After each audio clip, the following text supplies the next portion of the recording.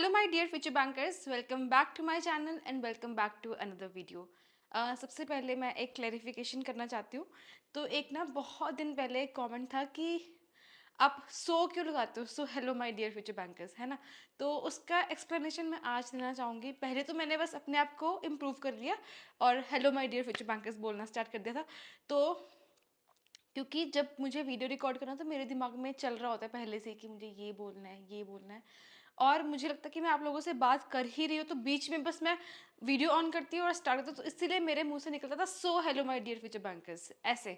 ठीक है, तो आई हैव इम्प्रूव्ड। ठीक है, तो चलिए विल स्टार्ट द वीडियो। ठीक है, आज का वीडियो बहुत स्पेशल है क्योंकि ये वीडियो है करंट अफेयर्स के ऊपर।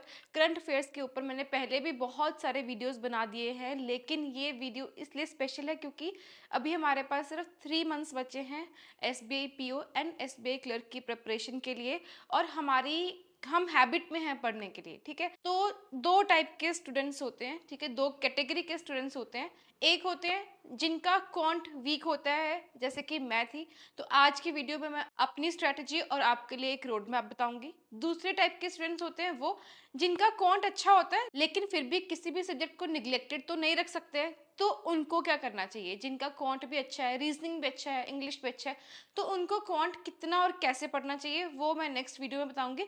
इस वीडियो में मैं बताऊंगी कि जिनका क्वांट वीक है, ठीक है, इंग्लिश अच्छा है, रीजनिंग भी कैसे ना कैसे करके कर लेंगे, लॉजिकल रीजनिंग के ऊपर फोकस कर लेंगे, क्रिटिकल रीजनिंग भी हम ट्राई कर लेंगे, लेकिन क्वांट वीक है ना, तो कैसे आपको मैनेज करना है करंट अफेयर्स। तो जैसे कि आप सबको पता है कि मैंने अपने 2 सोर्सेज रखे थे SBI PO के टाइम पे, तो और बाकी क्विजेस तो थे ही थे। ठीक है, तो फर्स्ट सोर्स आपको पता है मैंने गौरव गर्ग सर का रखा था। ठीक है, वो तो मैंने स्टार्टिंग से रखा था। लेकिन अगर मैं सेकंड सोर्स की बात करूँ, वो था मेरा अफेयर्स क्लाउड, है ना। अफेयर्स क्लाउड मैक्सिमम लोग क्या करते हैं, वो पेड कोर्स नहीं लेते हैं, लेकिन मैंने पेड कोर्स लिया था। मैंने कोई भी रिस्क नहीं लिया था, मुझे कहीं से टाइम वेस्ट नहीं करना था, इसीलिए मैंने पेड कोर्स लिया था। मैंने पेड क्यों लिया था, सबसे पहली बात, वैसे तो आपको फेस क्लाउड के पूरी जगह टेलीग्राम PDF से भरा पड़ा है, लेकिन हमें रिस्क नहीं लेना, मुझे क्विजेस भी करने थे। उनके वेबसाइट पे अगर मैं आपको दिखाऊं, तो उनकी वेबसाइट में अगर मैं आपको दिखाऊं कि आपको कौन सा कोर्स परचेज करना चाहिए, वैसे कर लेना चाहिए, इतना महंगा भी नहीं है ना। तो आपको कैसे ढूंढना है, आपको करियर्स क्लाउड पे जाना है। ठीक है, होम पे जाए, उसके बाद माई कोर्सेज पे जाइए, पेड पे जाइए, अभी तो अच्छा नहीं है, ऑल कोर्सेज पे जाइए, पेड पे जाइए, and I recommend you to buy current affairs for all exams. ठीक है, इसमें आपको इंग्लिश एंड हिंदी बोथ दोनों में मिलेगा। और इसमें आपको मिलेगा क्या क्या, ये तो पूरी मंथ वाइज हो जाएगी, डे वाइज करने की जरूरत नहीं है। आप यहाँ से वीकली इसको पूरा अच्छे से पढ़िए, मार्क करिए जो न्यूज़ अलग से है।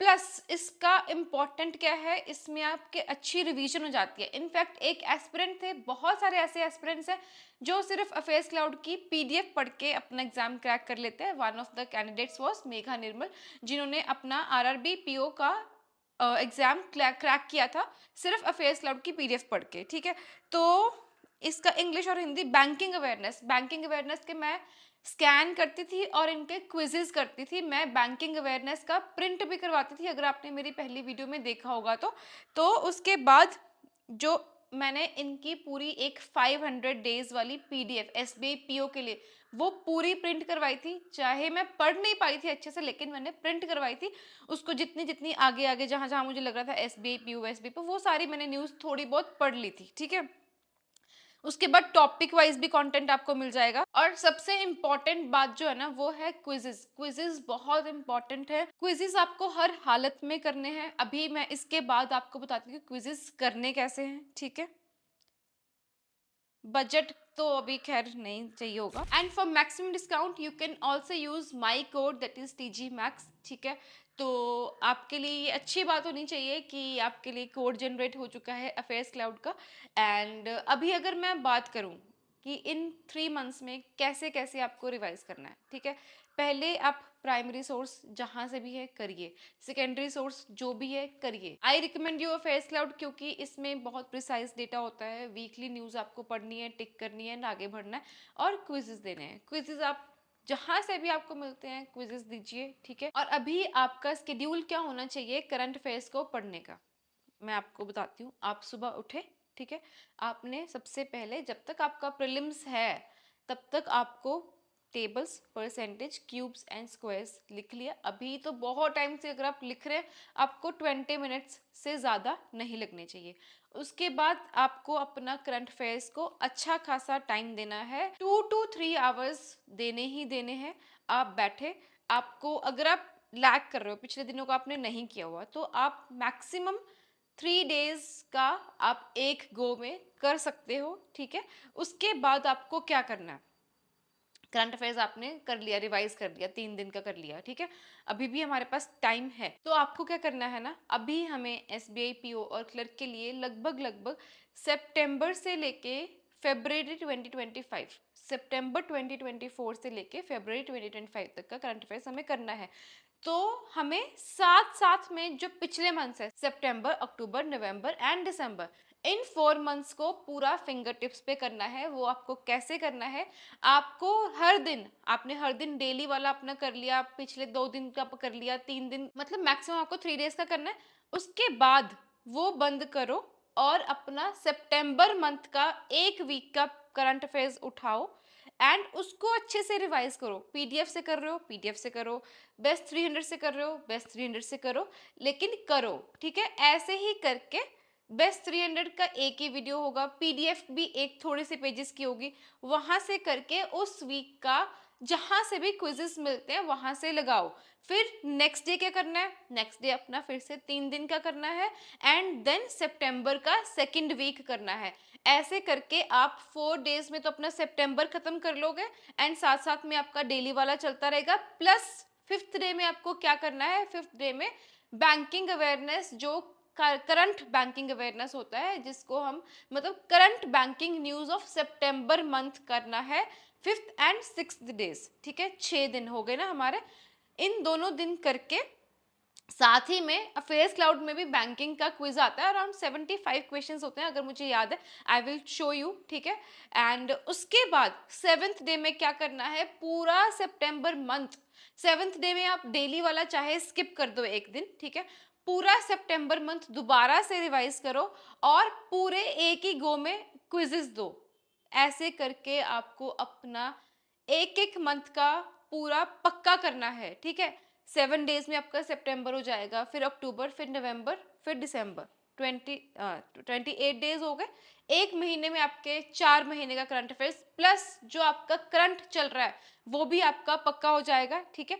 उसके बाद आपको क्या करना है, जब आप फुल लेंथ मॉक्स देते हो, मेंस के मॉक्स आप देते हो, तो जब करंट अफेयर्स का सेक्शन आता है, आपको क्वेश्चंस करने हैं। जो क्वेश्चंस नहीं हुए ना, उनको बस वहीं पे स्कैन करना है। ये नहीं देखना कि ये कौन से मंथ का है, यार ये मुझे आता नहीं है, ये इससे भी पिछले मंथ का है। हमें सितंबर से फरवरी तक करना है, बहुत है, ठीक है। और जब आप क्विजेस देते हो, जब आपके क्वेश्चंस गलत होते हैं, ठीक है, आपको उनको स्कैन करना है, रीड करना है। जैसे मैं क्या करती थी, मैं आपको अपना भी बता देती हूँ। मैं तब तक अटेम्प्ट करती थी जब तक मेरी 100% एक्यूरेसी नहीं आ जाती थी। मैक्सिमम 2 या 3 बार में आ जाती है, ऐसी कोई बात नहीं थी। लेकिन अगर आपको लगता है कि आपका टाइम वेस्ट हो रहा है, तो आपने क्विज दिया, ठीक है, तुरंत आपने देखा कौन कौन से क्वेश्चंस गलत हैं, उनको स्कैन किया, अच्छे से पढ़ाई करी एंड देन आगे बढ़ गए। क्योंकि आपका 7th डे फिर से आपका रिवीजन तो है ही, आपको फिर से क्विजेस देने ही है, ठीक है। तो ये एक स्ट्रैटेजी होनी चाहिए इस टाइम पे उन एस्पिरेंट्स के लिए जिनका क्वांट या फिर one of the sections is weak. तो हमें ज़्यादा फोकस करना है करंट पे, ज़्यादा नहीं बोलूँगी, थोड़ा सा ज़्यादा फोकस करना है, क्योंकि हमें अपना कॉन्फिडेंस यहीं तक रखना है। जिनका क्वांट अच्छा है उनके बराबर रखना है, ठीक है। तो क्वांट या कोई भी सेक्शन, तो अभी अगर मैं बात करूँ क्वांट की, क्योंकि हमारा क्वांट वीक है, करंट अफेयर्स के बाद सेकंड सब्जेक्ट जो आपका खुलना चाहिए वो क्वांट ही होना चाहिए। क्वांट के मेंस के क्वेश्चंस की जितनी ज़्यादा प्रैक्टिस कर सको उतनी आप करो। प्रीलिम्स के लिए आई एम श्योर आप अभी बहुत कॉन्फिडेंट होंगे कि हाँ हम निकाल लेंगे, क्योंकि आपने आईबीपीएस पीओ प्रीलिम्स निकाला है, RRB PO prelims, RRB clerk prelims and IBPS clerk prelims, ये 4 एग्जाम्स और बाकी भी काफ़ी एग्जाम्स आपने निकाल लिए हैं, है ना। तो इसलिए अभी हमें फोकस करना है मेंस के ऊपर, लेकिन don't completely shift your focus to mains, ठीक है। आपको अपने प्रीलिम्स के प्रैक्टिस भी करते रहना है। कैसे करना है? आपको डेली 2 फुल लेंथ मॉक्स देने ही देने हैं, चाहे जो मर्जी हो जाए।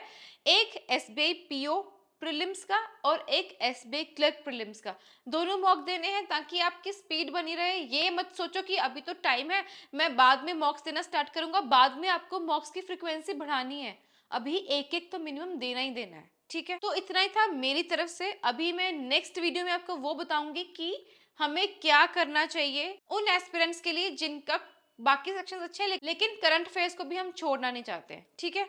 तो पढ़ते रहिए, कोई भी नहीं आपको बोलेगा कि पढ़ लो पढ़ लो पढ़ लो। बाद में आपको आपके सर के ऊपर चढ़ जाएंगे कि हमने तो टाइम दिया था, क्यों नहीं तूने पढ़ाई करी, ठीक है। रिसोर्सेज भी वेस्ट किए, टाइम भी वेस्ट किया और आउटकम भी कुछ नहीं आया, तो बहुत बुरा लगता है। तो प्लीज अभी टाइम है, पढ़ लो। ये मत देखो ठंड है, गर्मी है, सर्दी है, कुछ भी हो, हमें पढ़ना है, अपने आप को एनर्जाइज करना है, बूस्ट करना है, पुश करना है, ठीक है। अभी तो टाइम ही कुछ नहीं बचा, ठीक है। चलो ठीक है, okay, bye, see you in the next video very very soon, bye bye.